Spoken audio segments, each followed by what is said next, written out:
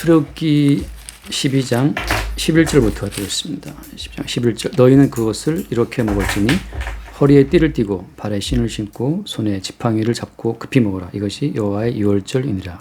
내가 그 밤에 애굽 땅에 두루다니며 사람이나 짐승을 막론하고 애굽 땅에 있는 모든 처음 난 것을 다 치고 애굽의 모든 신을 내가 심판하리라. 나는 여호와라. 내가 애굽 땅을 칠 때에 그 피가 너희가 사는 집에 있어서 너희를 위하여 표적이 될지라. 내가 피를 볼 때에 너희를 넘어가리니 재앙이 너희에게 내려 멸하지 아니하리라. 너희는 이 날을 기념하여 여호와의 절기를 삼아 영원한 규례로 대대로 지킬지니라. 너희는 이래 동안 무교병을 먹을지니 그 첫날에 누룩을 너희 집에서 제하라. 무릇 첫날부터 일곱째 날까지 유교병을 먹는 자는 이스라엘에서 끊어지리라. 너희에게서 첫날에도 성회요 일곱째 날에도 성회가 되리니 너희는 이 두 날에는 아무 일도 하지 말고 각자의 먹을 것만 갖출 것이니라. 너희는 무교절을 지키라. 이 날에 내가 너희 군대를 애굽 땅에서 인도하여 내었음이니라. 그러므로 너희가 영원한 규례로 삼아 대대로 이 날을 지킬지니라까지 보겠습니다. 일단은 이제 11절 말씀 보면 그 유월절 음식을 먹을 때 허리에 띠를 띠고 발에 신을 신고 손에 지팡이를 잡고 급하게 먹으라고 되어 있잖아요. 이제 우리가 이제 출애굽이라고 할 때 출애굽이라고 하는 것은 애굽이라고 하는 그 땅에서 가나안 땅으로의 어떤 이주, 단순한 이주가 아니라 출애굽이라고 하는 것은 사실은 지상에서 그 영원한 세계로 이게 뭐랄까요, 영원한 세계로의 상승이라고 봐야 돼요. 예. 그러니까 지상에서의 이동이 아니라 지상에서 영원한 세계로의 이동이다.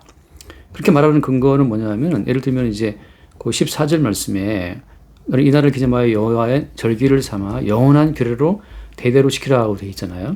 그러니까 영원한 규례, 대대로 지키라, 이런 모든 말들은 다 지상의 어떤 시간 계산에 매인 것이 아니라 영원이라는 그 자체는 사실 지상의 시간 너머에 이제 주님의 시간대를 말하는 거거든요. 그러니까 지난주에 말했던 것처럼 그 2월절 그 양을 잡는 그때를 뭐라고 했어요? 2절 말씀 보면 12장 2절에 이 달을 너희에게 달의 시작, 곧 해의 첫 달이잖아요. 그러니까 새로운 달, 새로운 해, 그러니까 새로운 시간 자체를 이스라엘 백성들에게 허락한 거란 말이죠. 그러니까 이 시간 자체는 지상에서 흐르고 있는 이제 인간 중심적인 그 모든 시간 자체 말고 다른 시간을 말하고 있거든요. 지금 이스라엘 백성들은 자기 몸 중심의 어떤 역사적인 시간 세계 속에서 어린 양 중심의 영원한 어떤 시간 속으로의 이동을 지금 주님께서 준비시키고 있는 거예요. 그러니까 이제 다시 말하면 이제 뭐 이제 창세기에 나왔다시피 우리가 에녹이 그 300년간 하나님 동행하다가 이 땅에 없잖아요. 올라가 버렸잖아요. 올라가 버렸고 또 이제 우리가 알다시피 그 누구죠? 엘리야 선지자가 불병거를 타고 올라간단 말이죠.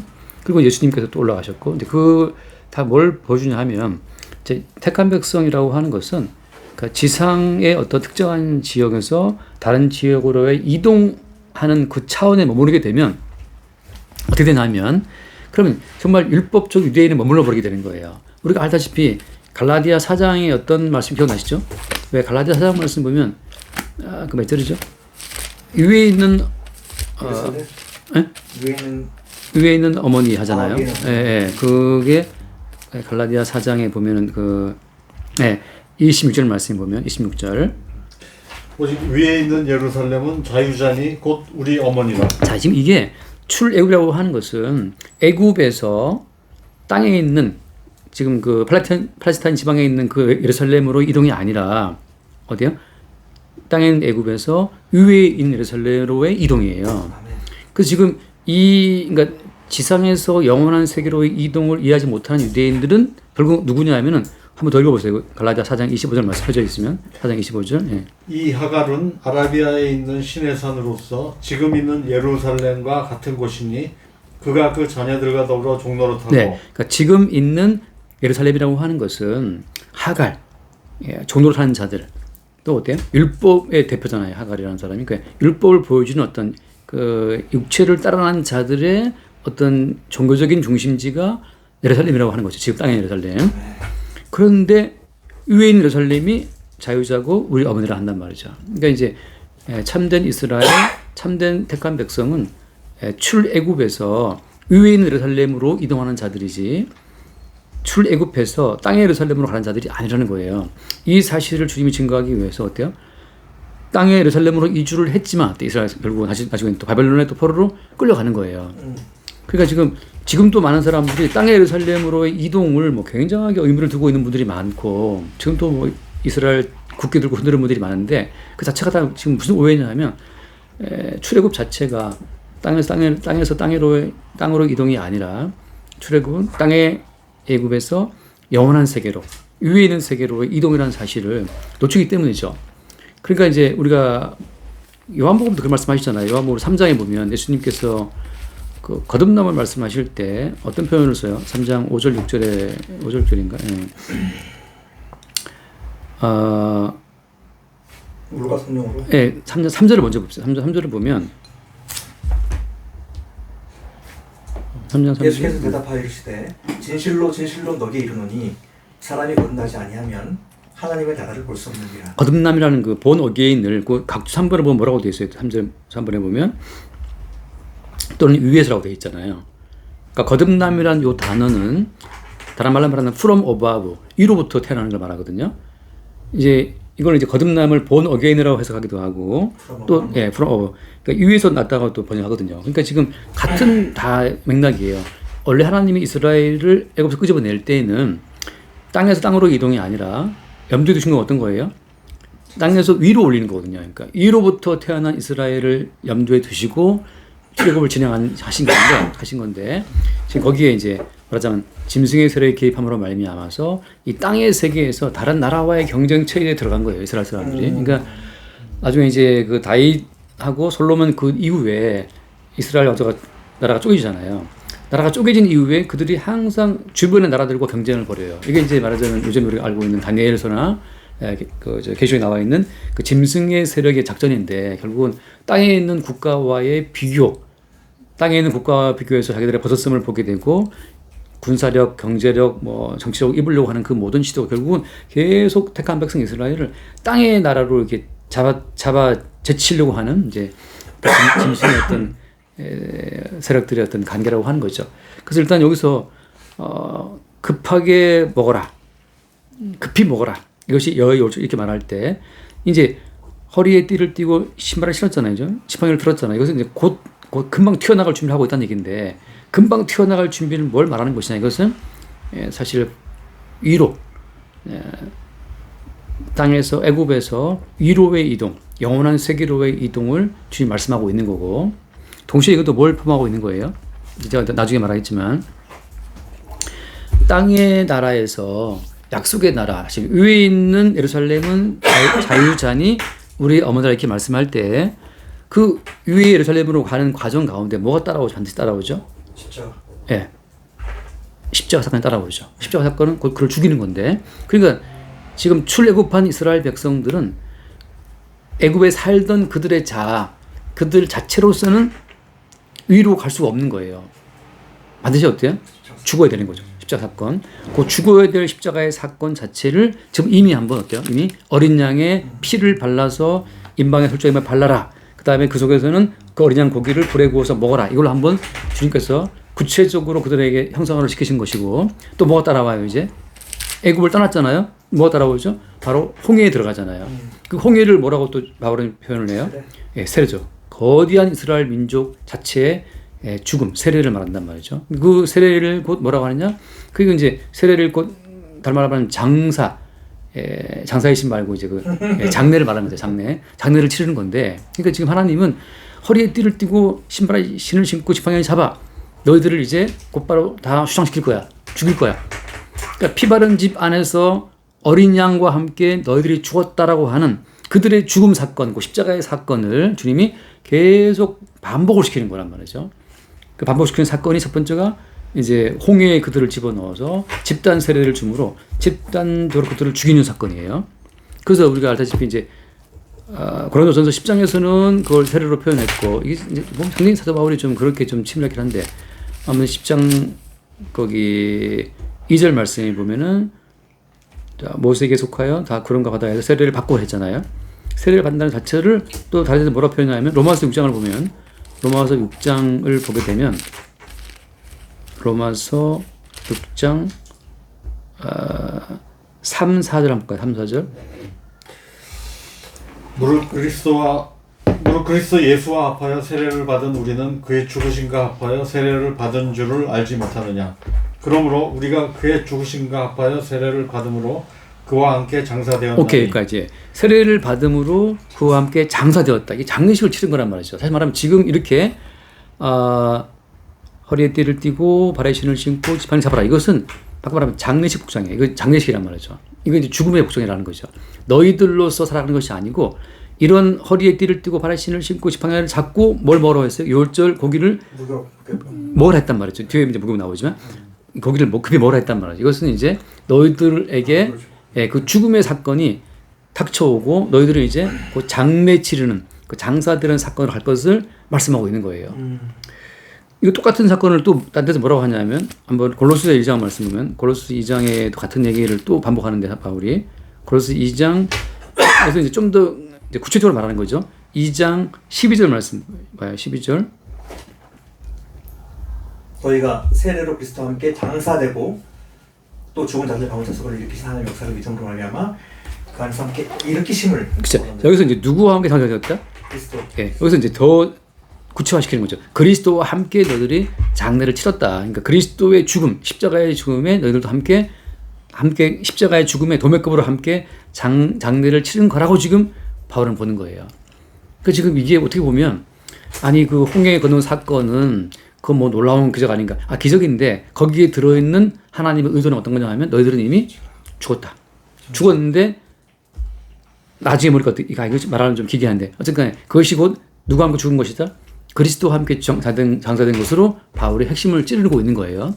자, 이것을 왜 그 홍해 건넌 사건을 세례라고 표현을 하고 더 나아가서 그 세례로 그리스도와 함께 장사된 것으로 푸냐하면 풀게 해석하냐 하면 사도 바울이 사실 이제 요한이 했던 요한 계시록 같은 패턴이거든요. 그 이유가 이제 오늘 나와 있는 이거예요. 예를 들어서 그 오늘 돌아와서 보게 되면 그 15절 말씀 보면 15절에 너희는 1회 동안 무교병을 먹을지라 하잖아요. 그러니까 7일 동안 내내 7일 내내 무교병을 먹어야 돼요. 그러니까 첫 번째로 아무튼 어린 양을 죽여서 그 설주와 임방이 피를 바르고 그 집 피 바른 집 속에서 뭘 먹어요? 어린 양 고기를 먹잖아요. 그리고 먹고 그리고 나서 어때요? 그다음부터 계속해서 일주일 동안 먹는 건 무교병이라고 하는 거죠. 자, 이게 어린 양의 죽음 속에서 새롭게 창조된 그 시간은 이게 달의 시작, 해의 첫 달인데 새로운 시간이 흐른단 말이죠. 그 시간은 천상의 시간이고 영원한 시간이에요. 어린 양의 피 속에서 흐르고 있는 시간은 천상의 시간이고 영원한 시간인데 그 영원한 시간 자체를 역사 가운데 어떻게 주님께서 표현하냐면 7일이라고 하는 것으로 7일이라고 하는 그 시간으로 영원한 시간의 그 영원한 시간선 자체를 역사 가운데 반복을 시키시는 거예요. 다시 말하면 이런 거죠. 계시의 세계에서 보게 되면 인간의 역사가 1만 년이 흐른다 하더라도 인간의 모든 역사는 7일이라고 하는 그 시간의 무한 도돌이표예요. 우리가 이제 전에 제가 봤던 것처럼 그 프랙탈 구조, 복잡해 보이는 구조지만 사실은 그 복잡해 보이는 형태를 파고 들어가면 뭐가 있다고 했어요? 파고 들어가면 그 이제 프랙탈 구조인데 프랙탈 구조의 무한 반복인데 그게 십자가 사건의 반복이란 말이죠. 그래서 지금 학자들이 하잖아요. 카오스 이제 혼돈스러운 상황이지만 혼돈스러운 그 상황을 면밀하게 쪼개고 또 쪼개보니까 그 속에 뭐가 있는 거예요? 프랙탈 구조가 있는 거죠. 그 아주 굉장히 단순한 프랙탈 구조의 무한 반복이다 보니까 어때요? 우리 인간이 볼 때는 너무 복잡해 보여. 왜 혼돈이야? 막 카오스인데 그 복잡해 보이는 카오스 그 내용을 파고 또 파고 봤더니만 아주 단순한 구조의 무한 반복이라는 거죠. 자, 그런 것처럼 지금 십자가 피, 어린 양의 피 속에라고 하는 것은 영원한 시간이 흐르고 있는데 그 영원한 시간이라고 하는 것 속으로 주님이 이스라엘을 집어넣었잖아요. 그래서 이 달이 너희들의 달의 시작이고 첫 번째라고 하나님께 새로운 시간을 주셨는데 그 피 속에 있는 새로운 시간 속이 영원한 시간이고 그 영원한 시간으로 이동인데 자, 그 속에 들어와 보니까 뭐가 있는 거예요. 이제 무교복을 뭐라 하는 것처럼 7일의 시간 자체가 이 땅 가운데 무한 반복되는 거예요. 역사가 지금 다니엘서 보고 있지만 역사가 되게 유구해 보이고 막 복잡해 보이지만 이 복잡스러워 버린 모든 역사 자체를 사실은 어때요? 7일 동안 의경을 먹어라 하는 것처럼 어린 양 예수의 십자가의 사건과 그의 십자가의 사건으로 이 모든 역사의 시간 자체가 그러니까 뭐랄까 구성되어 있다고 보는 거죠. 구성되어 있는 거예요. 역사가 되게 카오스처럼 혼란스러워 보이지만 사실 이 역사는 7일이라고 하는 창조에 나와 있잖아요. 7일째는 뭐 했어요? 주님이? 안식했잖아요. 그 7일째 안식이라고 하는 그 안식 구조로 짜여져 있는 거예요. 그러니까 우리가 볼 때는 이제 1, 2, 3, 4, 5, 6, 7, 8, 9 쭉 나가지만 어때 하나님의 시간대에서는 1, 2, 3, 4, 5, 6, 7 다음에 또 다시 어때요? 또 1, 2, 3, 4, 5, 6, 7 이 무한 반복이란 말이죠. 그러니까 요 안식일 1, 2, 3, 4, 5, 6, 7의 이 무한 반복이 역사에 반복되고 있어요. 이 반복되는 이 7일 동안의 무교를 뭐라고 하는 요 사건 자체 속으로 지금 하나님 이스라엘 백성들을 집어넣어서 이스라엘 역사로 하여금 이 7의 프락탈 구조의 무한 반복으로 이스라엘을 하나님께 인도하시려고 무교병을 먹으라는 이 7일 동안의 규례에 그들을 집어넣으시는 거예요. 그래서 어때요? 그래 안 하면 돼요. 그래 안 하면. 그 다음 말씀 보면 15절 말씀에 무교병을 먹을 때 한 다음에 첫날의 누룩을 너희 집에서 제하라. 무릇 첫날부터 일곱째 날까지 유교봉을 먹는 자는 이스라엘에서 끊어지리라. 누룩이 들어가 있는 유교를 먹는 자들은 이스라엘에서 어떻게 한다? 끊어진다는 거죠. 그러니까 이게 7의 구조. 그러니까 택한 백성의 경우에는 누룩이 없는 무교병을 먹는 요 7일의 기간으로 주님이 계속 택한 백성의 삶을 잘라내요. 그러니까 왜냐하면 이제 우리는 뭐 지금 사실 우리가 다 뭐 이제 나이가 다 들어가고 있는 입장이지만 우리는 이제 뭐 30, 50, 60, 70 살다가 어떻게 나중에 죽으면 영원한 세계까지. 근데 영원한 세계 바라본단 말이죠. 근데 또 주님께서 그러는데 어때요? 너 무슨 영원한 세계를 바라봐? 7로 끊어. 매일 우리를 7로 끊으시는 거예요. 근데 그 7로 끊는다는 그 7의 의미는 어떤 거예요? 무교병이기 때문에 뭐가 없어요? 누룩이 없는 거란 말이죠. 그러면 자, 누룩이 없다라고 하는 이 무교병이라는 것은 뭘 의미하는 거예요? 앞에 봤다시피 지금 주님께서는 어린 양의 피 안에 그 감춰준 시간 안으로 우리를 집어넣었잖아요. 너희들은 피 속에 있어. 피 바깥에 나오면 다 죽어. 그리고 심지어 세례를 통해서 장례까지 치렀단 말이죠. 그래서 우리를 지금 피 속에 갇힌 자로 만들었는데 그 피 안에 흐르는 시간은 영원한 시간이고 위에 있는 시간이고 위에 예루살렘이란 말이죠. 그러면 무교병은 뭘 말하는 거예요? 그 피 속에 흐르고 있는 그 시간의 원리 자체에 그 외에 그 원리 피 속에 흐르고 있는 그 시간의 원리 이외에 다른 원리가 섞이게 된 건 어때요? 다 누룩이에요. 자, 잠깐 한번 봐요. 누가복음, 마태복음 16장을 잠깐 봅시다. 마태복음 16장을 보면은 우리 비슷한 얘기가 나오는데 누가복음 16장 5절부터 볼까요? 5절부터 보면은 제자들이 건너편으로 갈새 떡 가져가기를 잊었더니 6절 보면 보세요. 16장 5절 누가복음 주인에게 비친 자 이거 맞나요? 아니요. 마태복음. 마태 16장 6절 말씀 볼게요. 예수께서 이르시되 상가 바리새인과 사두개인들의 누룩을 주의하라. 제자들이 서로 논의하여 이르되 우리가 떡을 가져오지 아니하였도다 하거늘. 자, 지금 예수님께서 바리새인과 사두개인들의 누룩을 주의라고 말씀했잖아요. 지금 아직 이 제자들은 지금 그 누룩이 뭔지를 지금 헷갈리고 있는 거예요. 그래서 8절에 예수께서 이르실 때 믿음이 작은 자들아 왜 떡이 없다고 의논하느냐. 떡은 항상 있다는 거죠. 주님께서는 아직도 깨닫지 못하느냐. 떡 5개로 5,000명을 내가 먹였다. 그 말씀하시면 떡 없다고 걱정하지 말아라. 그럼 뭘 걱정하는 거예요? 11절 하세요. 11절 어찌 내 말한 것이 떡의 관함이 아닌 줄을 깨닫지 못하느냐. 오직 바리새인과 사두개인들의 누룩을 주의하라 하시니 같이 봐요. 12절 그래서야 제자들이 떡의 누룩이 아니요 바리새인과 사두개인들의 교훈을 삼가라 말씀할 줄을 깨달았다. 그때 아는 거죠. 아, 사두개인 바리새인들의 교훈을 주의하라. 다시 말하면 어떤 거예요? 바리새인과 사두개인들의 그 교훈이 뭐예요? 그게 누룩이에요. 자, 다시 말해서 지금 바리새인들과 사두개인의 교훈은 어떤 겁니까? 그들의 교훈은 인본주의. 예, 자기의 행함으로 존재 가치를 챙겨서 내 행함으로 하나님 나라에 들어갈 어떤 그런 의를 쌓아가라는 거잖아요. 그러니까 인간에게 여전히 뭔가를 행할 수 있는 그런 존재 가치나 행함의 가치나 그런 의로움이 있다고 지금 가르치는 거잖아요. 그러니까 야, 네가 할 수 있어. 네가 말씀대로 살고 네가 구제하고 네가 기도하면 하나님 기뻐하신다라고 하는 거란 말이죠. 이건 뭘 전제하는 거예요? 모든 인간이 아직 살아있다. 하나님 보시기에 살아있다는 걸 전제하고 하는 말이잖아요. 근데 성경은 뭘 말하고 있는 거예요? 이미 죽었다. 예, 어린 양을 죽여라. 피를 발라라. 이건 뭘 말하냐? 너희들은 이미 어린 양과 함께 죽었다. 피 속에 있어라. 피 속에 있다는 말은 무슨 말이에요? 나는 이미 죽었는데 나 대신 죽은 피가 바깥에 있다. 그러니까 대신 죽은 그 피 속에 있는 피 속에 있을 때 어때? 그 속에 뭐가 있다? 영원한 시간이 흐르고 있고 새로운 시간이 흐르고 있고 그 피 속에 있을 때 내가 죽고 내 안에 사실은 그리스도의 살아계심을 본다는 거잖아요. 그러니까 지금 바리새인 사두개인들은 인간들이 하나님 보시기에 죽어 있다는 사실을 전혀 인정하지 않아요. 이건 곧 뭐에 대한 부정이에요? 창세기 3장에 나온 말씀처럼 선악과를 먹으면 정녕 죽으리라 했잖아요. 그게 먹었단 말이죠. 그럼 죽은 거잖아요. 그러니까 이미 하나님이 선포하신 죽음에 대한 완벽한 부정이에요. 누구의 교훈이? 바리새인들과 사두개인들의 교훈이. 그러니까 하나님은 야 선악과를 먹었어?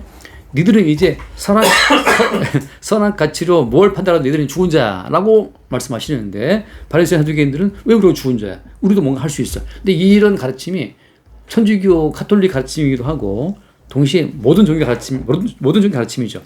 심지어 오늘날 교회 속에도 들어와서 교인들도 자기들이 살아있음을 인정해요. 그러니까 우리가 행한 선함이 우리가 행한 구제가 하나님 보시기에 가치가 있다고 가르치는 거잖아요. 성경에서 뭐 말합니까? 그렇게 인간의 행함이 가치가 있다고 주장하게 되면 누구에 대한 원수가 되는 거예요? 십자가의 원수. 왜냐하면 예수님께서 홀로 이루신 것에 대한 가치를 예수가 혼자 이룬 것이 무슨 의미가 있어? 우리 뭔가 해야지. 아까 말한 예수께서 홀로 이루신 것에 대한 가치를 부정하는 거죠. 그러니까 이게 어떻게 보면 인간들이 볼 때는 그게 뭐 중요한 겁니까? 인간 세상에 두루두루 잘 살면 좋지 이렇게 말한단 말이죠. 근데 인간 세상에 두루두루 잘 산다는 그 모든 가치가 우리 뿌리가 어디에 뿌리가 선악과란 말이죠. 뿌리가 선악과인데 그 선악과를 먹게 한 자는 누구예요? 옛배 마귀란 말이죠. 다시 말해서 인간성 전체가 지금 마귀의 거짓말에 휘둘리고 있는 거예요. 그래서 우리가 뭔가를 선한 일을 하면 하나님이 인정하신다는데 성경에서 어때요? 그랬으면 예수가 왜 왔어? 너희들의 선악 가치로 충분히 하나님이 인정하실 만한 의를 생산할 수 있다라면 굳이 예수가 와서 피 흘려 죽을 이유가 없고 굳이 이스라엘 백성들이 설주연방에 피 바를 이유가 없는 거예요. 근데 지금 하나님이 왜 이렇게 피 퍼포먼스를 피 비린내를 진동케 하는 이 사건을 일으키고 그 속에서 또 어린 양고기를 불에 구워 먹고 또 그동안 못해서 또 저기 뭐죠 무교병을 일주일 동안 먹어라 맛도 알아도 없는 거 먹으라 하냐 말이죠. 이 모든 건 다 뭘 증거하는 거예요? 그냥 인간의 모든 교훈 누룩 다 제거하고 어린 양 예수의 피 흘려 죽으심만으로 하나님 나라에 들어간다는 것을 증거하기 위해서 주님이 일주일 동안 이걸 먹게 하신 거란 말이죠. 그래서 마귀가 이미 선악 가치로 모든 세계를 장악하기 때문에 지금은 그 어떤 것에서 마찬가지지만 인간의 선악 가치 개념에서 벗어날 수 없어요. 이 말씀을 나누는 순간 잠깐 벗어나요. 근데 또 돌아가요. 돌아가면 또 그래도 악을 버리고 선하게 살아야지. 이게 싸움이고 우리가 TV를 봐도 어때? 항상 선악 구도 가운데에서 선한 주인공이 이기기를 막 바래. 현실에서는 비록 악인이 승리할지언정 우리가 바라는 거는 악인의 어떤 징벌. 그러니까 그 무슨 영화지 그 막 마동석이가 막 따라 눕힌 영화 있잖아요. 번조씨 보면 항상 거기는 마동석이 이긴단 말이에요. 근데 실제는 미지의 사건이 엄청납니다. 그 영화에서나 시원시원하지 실제 사건에서 뭐 시원시원해. 약간 요한복음 8장 한번 읽고 넘어가겠습니다. 요한 8장 44절. 너희 앞이 그건가? 네, 너희는 너희 아비 마귀에게서 났다 하잖아요. 근데 그 마귀의 특징이 뭐냐? 거짓말. 네. 아비. 거짓을 말할 때마다 제 것으로 말하나니 이는 그가 거짓말쟁이요 거짓의 아비가 되었다. 그러니까 마귀는 이게 이제 마귀의 거짓말로 온 세계를 구축해 놨기 때문에 모든 인간들의 시스템, 제도, 윤리, 도덕, 인간의 모든 가치가 다 선악도로 서 있어요. 그러니까 마귀가 거짓말을 구축해 놓은 이 거대한 근데 모든 인간의 지금 뇌는 다 선악 구조에 다 지금 물들어 있어요. 이 상태에서 예수님이 십자가에 죽으신 그 행위만이 언약을 성취하신 것이고 예수의 죽으심만으로 우리가 의롭게 된다는 이걸 말하게 되면 이 말이 황당한 말이고 이 말이 거짓말처럼 들리는 거예요. 유일하게 성경만이 인간이 갖고 있는 그 모든 가치 체계 자체가 그것이 하나님 보시기에 영광이 못 된다는 사실을 증거하고 각자 너희들이 추구하는 그 모든 선악 가치가 얼마나 상대적인 것인지를 바라 말이죠. 인간의 사는 구도가 얼마나 남편의 선과 아내의 선이 충돌하는지, 부모의 선과 자녀의 선이 충돌하는지 뻔히 알고 있잖아요. 심지어 본인 인간 내부도 선악 구조로 갈등하고 있어요. 지킬 앤 하이드 맞나요? 그 마찬가지 본인의 지금 본인 속에서 벌어지고 있는 싸움이잖아요. 그러니까 선악과를 먹은 모든 인간은 이미 자기 내부에서 갈등과 모순 속에 몸부림치고 있는 상태에서 가정 내부에도 나의 선과 너의 선이 싸우고 있고 국가도 마찬가지죠. 그렇게 움직이기 때문에 마귀의 거짓말로 온 세계가 몸살을 앓고 있지만 그것 외에는 달리 인간의 해법이 없는 거죠. 근데 이제 성경을 펼치게 되면 이렇게 마귀가 짜놓은 견고한 거짓말의 구조 이외에 그리스도 예수의 십자가의 피로 세워진 새로운 영역, 그 피 속의 영역으로 하나님이 이스라엘을 집어넣은 거란 말이죠. 그리고 이 달이 달의 시작이다, 해의 시작이다라고 새로운 시간을 흐르게 하신 거고, 그 새로운 시간 속에 뭐가 있는 거예요? 영원한 세계의 7의 반복이 있는 거죠. 그래서 이 새로운 세계에 들어온 사람은 어떻게 되냐? 항상 주님께서 이미 안식하신 곳 7의 그 구조가 반복될 때마다 어때요? 택한 백성 내부에는 7 이외에 나머지 모든 것들이 잘라지는 사건이 매일매일 벌어지는 거예요. 이게 말하자면 바울이 말한 것처럼 나는 날마다 중노라예요. 매일매일 7 이외에 예수님께서 십자가에서 이루어 놓으신 성취의 그 효과 그 외에 별도로 네가 추구하는 그 모든 것은 이스라엘에게서 끊어지리라, 이 말씀처럼 이 7의 반복인 거죠. 그래서 똑같은 이 지금 치우기 말씀이 똑같은 반복이 한번 볼게요. 갈라디아서 5장을 봅시다. 갈라디아서 5장을 보면 사도 바울이 이런 패턴 가운데 했던 말이 뭐냐면은 갈라디아서 5장 4절 볼게요. 4절. 율법 안에서 의롭다 함을 얻으려 하는 너희는 그리스도에게서 끊어지고 은혜에서 떨어진 자로다. 자, 여기 아까 출애굽기에서는 어때요? 무교병 7일 동안에 유교병을 먹으면 이스라엘에서 끊어지는 거잖아요. 이스라엘 사람들은 그 율법대로 그걸 지켰는데 그렇게 무교병을 먹게 하신 그 하나님의 진정한 뜻, 취지를 어때요? 모르기 때문에 계속 땅의 예루살렘으로의 이동, 땅에 속한 율법을 지켜서 자기의 선악 가치로 율법을 지켜서 자기의 선을 축적해 나갔던 거죠. 이게 문제인 거예요. 바리새인들은 율법을 지키면서 계속 자기의 선을 축적해 가는 수단으로 율법을 지킨 거예요. 근데 문제는 뭐냐면 율법을 지킨다는 것 자체가 어때요? 그리스도에서 끊어지. 네, 끊어진. 그러니까 이게 율법 속에 들어있는 그 알맹이가, 문자 속에 들어있는 알맹이가 예수로서의 살과 피로에 접근하는 사실을 모르게 되면 결국 자기 자신의 의를 쌓는 것으로 계속 그것을 끌고 오잖아요. 그래서 율법을 지킬수록 예수님께 대적하게 되는데 더 중요한 건 뭐냐면 율법을 지키려고 하다 보면 뭐가 벌어지냐면 율법을 지키려고 하다 보면 도저히 율법 자체가 애매해서 율법을 어떻게 지켜야 될지 모르는 상황이 생기는 거죠. 그래서 이제 혹은 도저히 인간으로서 율법을 지킬 수가 없는 상황이 생긴단 말이죠. 없는 상황이. 지난주에 오해 얘기했잖아요. 그 아들이 말을 안 들으면 성문에 끌고 와가지고 돌 들어서 죽이라 했단 말이죠. 근데 그 율법을 아무도 못 지켜요. 왜냐하면 자식을 사랑하는 그 혈육의 정이 강하기 때문에 차마 내 아들을 못 죽이겠는 거고 어떻게 살 수 없을까 막 머리를 쓰는 거죠. 그래서 이제 그 율법을 실행할 수 없도록 다양한 세칙을 만들어가지고 결국은 안 죽이는 겁니다. 그 말은 무슨 말이에요? 한 번 더 읽고 그래서 유대인들의 타협 방법이 뭐냐면 마태복음 15장에 받침 한 번 더 볼게요. 마태복음 15장 7절 외식하는 자들아 이사야가 너희에 관하여 잘 연하에두다 일렀을 때 이 백성이 입술로 나를 공경하되 마음 내게서 멀도다. 그 다음 보세요. 9절 사람의 계명으로 교훈을 삼아 가르치니 나를 헛되이 경배하라. 사람의 계명으로 교훈을 삼아 가르치는 거예요. 그러니까 율법을 보니까 도저히 율법의 1.1회까지 지키는 건 불가능해. 그래서 그 율법 자체를 어떻게 해요? 사람의 계명으로 슥 바꾸는 거죠. 그래서 사람의 계명으로 변형된 율법을 지키는 것이 그 유명한 미쉬나 또 탈무드 그런 거예요. 율법의 해석서라는 거죠. 율법을 해석해서 이대로 해보자라고 하는 거예요.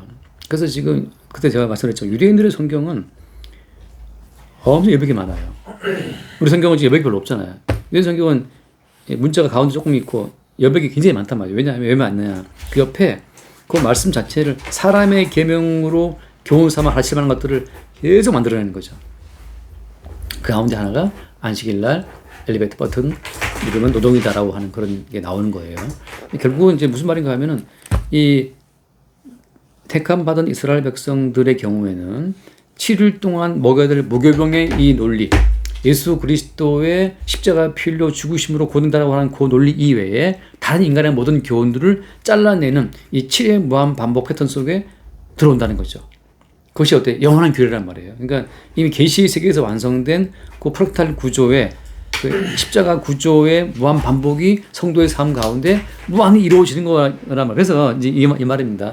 말하자면 아까 그런 것처럼 과학자들이 어떤 복잡해 보이는 구조를 보니까 너무 복잡해. 이걸 어떻게 말하자면 이제 뭐랄까요?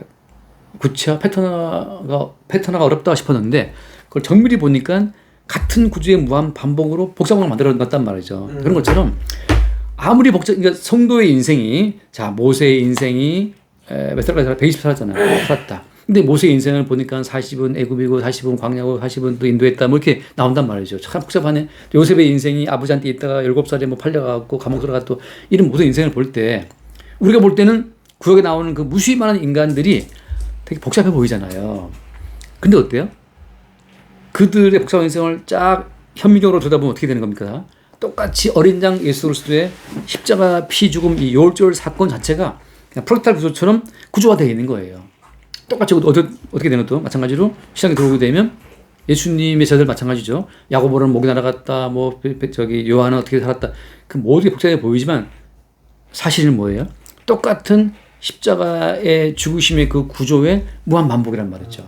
거기에 늘 뭐는 제거되고 무교병, 유교병, 바리새인들과 사두개인들의 그 교훈이 늘 제거되어 나가고 그다음 어린 양 예수의 희생만 남는 그 무교병 구조의 무한 반복인 거예요. 그래서 바울이 한 말이 난 날마다 죽노라. 그 말이 왜 나왔냐 하면 그 프로탈 구조의 반복이기 때문에 그래요. 그러니까 이제 이게 이런 거죠. 주님께서는 성도의 인생이 길어 보여도 그 모든 긴 인생을 똑같은 구조로 매일매일 찍어내는 거예요. 십자가에 죽고 부활하신 예수님과 함께 예수와 함께 죽고 사는 그 프로탈 구조로 성도 인생을 직조했기 때문에 가끔 제가 이제 말하잖아요. 문사님 오시면 옷이라고 하는 게 되게 형태는 다양하지만 이 옷이 시줄 날줄 이게 단순 구조의 반복이거든요. 근데 이 단순 구조의 반복으로 형태도 다양하고 뭐 나오지만 결국은 이 모든 이 옷감들은 그냥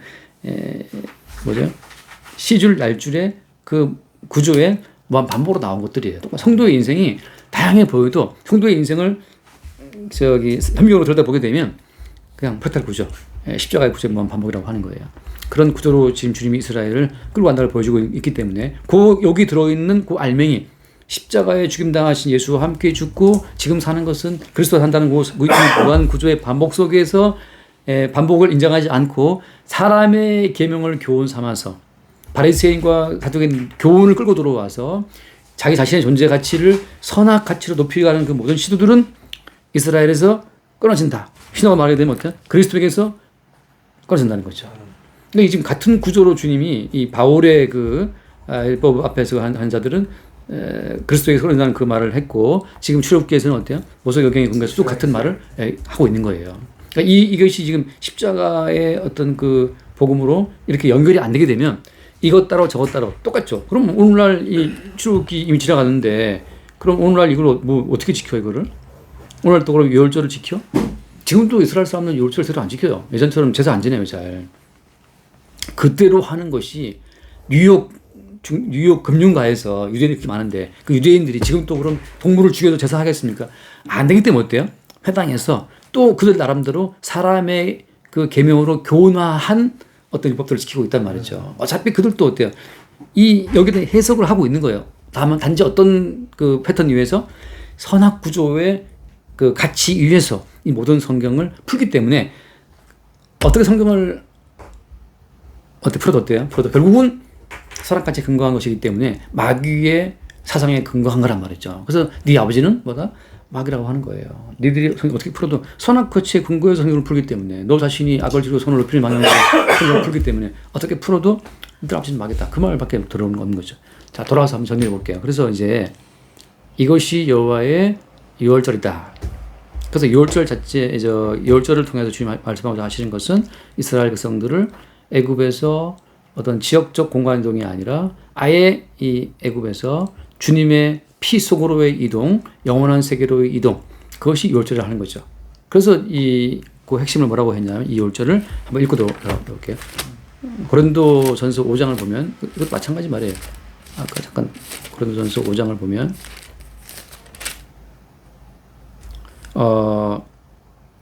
한번 5장 5절부터 볼까요? 5장 5절부터.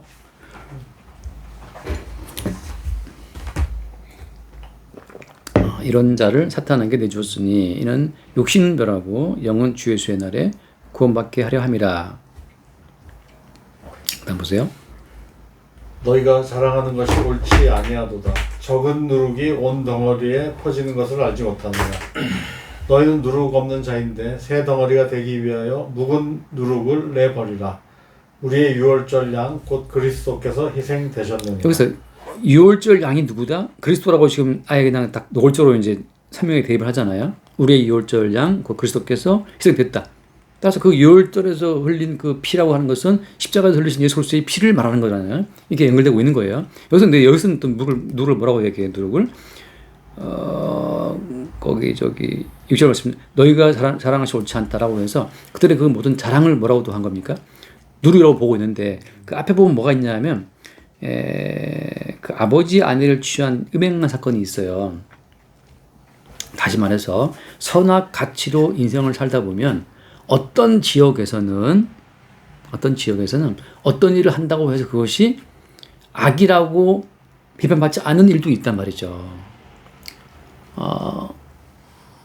저 아까 보니까는 뭐 멕시코에 무슨 엄청난 재벌이더라고. 근데 대통령 측근이라 그러는데 자기 아내를 집에서 구타하는 사건이 어떻게 시집시키고 나오더라고. 근데 그게 그런. 그러니까 이제 국민들은 막 분노하는데 대통령 측근이니까 또 그러니까 이것이 이제 말하자면 어떤 시대, 어떤 그룹의 어떤 사람들에게는 어떤 행위가 그것이 악이다 선다 이 자체가 다른 지역, 다른 시대, 다른 그룹의 사람에게는 또 이게 바뀐단 말이죠. 그러니까 지금 여기서 말하는 것은 아무튼 너희가 자랑하는 것이 옳지 않다. 그러니까 인간은 선악 구조의 근거에서 뭔가를 자랑하는 거예요. 자체를 다 악으로 보는 거죠. 그러니까 유대인들은 뭘 자랑해요? 유대인들은 하나님의 말씀대로 살았다는 걸 자랑한단 말이죠. 그래서 그 청년 부자가 뭘 자랑했어요? 어릴 때부터 계명을 지켜낸다 자랑한단 말이죠. 그런데 그걸 허물어뜨리잖아요. 그러니까 지금 누룩이라고 하는 것은 바리새인 서기관들의 교훈인데 그 교훈에 근거한 어떤 자랑들이 튀어나온단 말이에요. 그 자체가 다 누룩이에요. 그래서 지금 여기서 바울 말한 것은 이월절 양이 곧 누구다? 그리스도라는 사실을 말하고 있는 거죠. 그래서 거기 말씀처럼 8절 말씀 넘어올게요. 8절 이러므로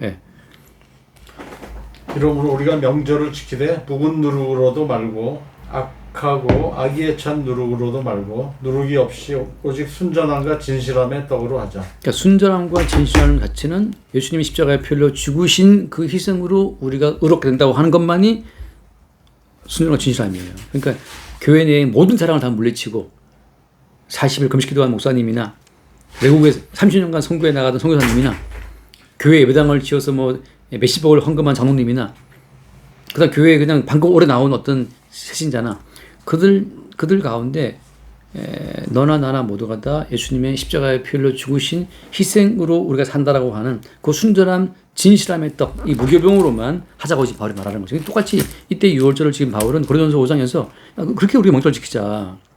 너 자랑하지 말고 나 자랑하지 말고 너 악하다 나 악하다 그거 따지지 말고 예수님의 십자가의 피로 죽으신 그 의로만 우리가 구원되고 새로운 그 영원한 세계 속으로 이동된다는 그 사실을 기념하는 그 순전하고 진실함의 떡으로 하자고 말하는 거죠. 그게 무교병을 지키는 거예요. 자 이제 돌아와서 한번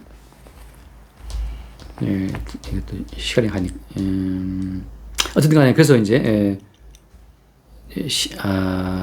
여기서도 오늘 얘기를 딴 데를 너무 많이 했네. 12절 말씀은 12절 내가 그 밤에 애굽 땅에 두루다니며 사람이나 짐승을 막론하고 애굽 땅에 있는 모든 처음 난 것을 다 치고 애굽의 모든 신을 내가 심판하리라. 이게 같은 백락인데 처음 난 거 장자를 다 죽이잖아요. 근데 애굽에 또 못 얻쳐요. 주님이 심판한다 했어요. 애굽 땅에 있는 처음 난 걸 다 치는데 또 뭘 죽여요? 애굽의 모든 신을 내가 심판할 것이다. 애굽의 모든 신을 심판한다는 것은 무슨 의미겠어요? 자, 아까 말했던 것처럼 무교병을 먹는 그 7일, 일의 어떤 패턴 속에 들어오지 않은 사람들은 자기 존재의 확대를 귀하기 때문에, 자기 존재의 발전을 귀하기 때문에 자기 존재의 성장, 발전된 미래의 자기가 자기에게 우상이 되고 자기에게 신이 돼요.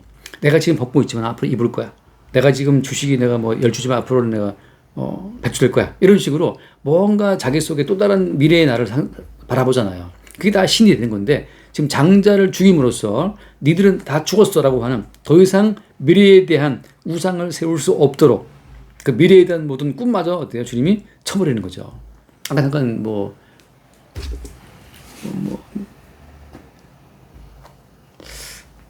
그러니까 어쨌든 주식으로 해서 뭐 1억 벌었다는 사람이 얘기를 약간 하더라고. 근데 요즘에 뭐 투컴이 뭐 1억이라서 이게 뭐 근데 그런 얘기를 들으면 막 퍼뜨릴 때 어때요? 또 듣는 사람 마음속엔 나도 벌어야지. 그게 다 뭐냐면 애굽의 모든 신이에요. 애굽이라고 하는 그 모든 나라는 끝없이 미래에 대한 어떤 꿈, 코스피 8,000만 그런 미래에 대한 꿈을 제시하고 그 꿈을 보고 달려가기 때문에 그것이 모든 인간에게 우상이 되는 거죠. 지금 우리는 코스피가 2,000이지만 앞으로 5,000 되자, 앞으로 8,000 되자. 끝없이 미래에 대한 어떤 그 꿈을 제시함으로 말미암아서 지금 존재하는 것이 유월절 어린 양으로 피 흘리신 예수 그리스도의 희생으로 지금 내가 숨쉬고 밥 먹고 움직이고 있다는 그 사실에서 벗어나서 내 존재를 키워나가는 거죠. 바꿔 말하면 무교병으로 짜여진 1회 동안의 무교병 절기에서 벗어나는 거예요. 택한 백성은 어때요? 즉각 주님이 다시 잘라버립니다. 어떻게? 7로 잘라버려요. 7 이외에 8, 9, 10, 11, 12 쭉 나간 것 다 그냥 잘라버린다는 거죠. 다시. 그렇게 반복되는 구속으로 주님께서 이스라엘로 들어오는 거죠. 그래서 이제 13절 내가 애굽 땅을 칠 때 그 피가 너희가 사는 집에 있어서 너희를 위하여 뭐라고 했어요? 표적이 될지. 예, 피가 유일한 표적이에요. 성도가 내세울 수 있는 표적은 나 병 나았습니다. 귀신 고쳤습니다. 나 돈이 뭐 1억 갔다가 100억 됐습니다. 이건 표적이 아니란 말이죠. 표적은 바로 뭐냐면 피예요. 방송에 나와서 유튜브 나와서 어떤 연예인들이 막 말하는데 그 연예인들이 어떤 뭐 성공 스토리를 감동적으로 말한다 하더라도 피가 그 속에 없으면 어때요? 표적이 없기 때문에 죽음의 사자가 어때요? 죽여버리는 거예요. 그 피가 너희 사는 집에 있어서 너희를 위하여 표적이 될지라. 내가 피를 볼 때 너희를 넘어가리라. 패소한다는 건데 뭐 사람들이 막 이야기해요. 뭐 예수 믿고 됐다 떠드는데 근데 피가 앞에 없다면 죽음의 사자가 죽음의 재앙이 그를 치러 온다는 거죠. 왜냐하면 그런 지금 피 외에 뭘 말하고 있는 거였고 미래의 꿈, 미래의 희망 듣는 사람들한테 막 부러움을 심어주는 거죠. 저렇게 해야지. 근데 그 모든 것들이 계속 우상을 제공하고 애굽의 신들을 만들어주는 거예요. 계속해서. 그러니까 예수 믿고 나에게 발전되었다라고 하는 그 발전적 자아상을 자꾸 제시해 주게 되면 어떻게 하냐면 예수님의 피 가치 이외에 순전한 예수님의 살과 피 이외에 다른 가치를 제시함으로 알면서 또 다른 애굽의 신, 세상의 신을 제시해 준 역할을 그 기독교인들이 하고 있는 거예요. 예수 믿으면 이래 됩니다 하고. 근데 지금 뭐냐면 표적은 뭐냐면 예수님의 피예요. 피. 내가 그 피를 보고 내가 너희를 먹한다. 피 없으면 죽는 거죠. 그리고 그 피의 가치만을 말하는 무교병. 그 계속해서 무교병이라는 것은 예수의 살과 피의 가치 이외에 다른 모든 걸 다 제거한 것이 무교병인데, 그러니까 뻥튀기 하지 마, 뻥튀기 하지 마. 이 누룩은 뻥튀기 시키는 거잖아요. 그러니까 존재의 가치를 뻥튀기 시키는 모든 것들을 주님이 제거하는 거죠. 그래서 이날을 기념하여 여호와의 절기를 삼아서 대대로 지키라 한단 말이죠. 그래서 이 이스라엘 백성들을 지상의 제한된 역사적인 시간에서 영원한 규례를 지키는 영원한 시간 속으로 계시의 세계로 이스라엘을 끌어올리시는 과정으로 열쇠를 제시하신 겁니다. 다음 주에 또 이어가겠습니다. 존귀하신 주님 감사합니다. 이스라엘 백성들을 애굽에서 인도해 낼 때는 이 땅에 뿌리박고 살 수 있는 좋은 땅을 그들에게 인도함이 아니라 사실은 영원한 시간 속으로 그리스도 예수의 살과 피로 창조된 새로운 시간으로 그들을 이끌어 올리기 위한 과정인 것을 말씀을 통해 새롭게 보게 하시고 아멘. 우리의 삶 가운데 모든 누룩을 제거하고 유교병을 제거하고 그리스도 예수의 살과 피의 가치만을 내세우고 피만을 표적 삼는 그리스도 예수의 백성으로 우리의 삶을 인도하여 주옵소서. 아멘. 우리 주 예수를 기도드립니다. 아멘. 알겠습니다.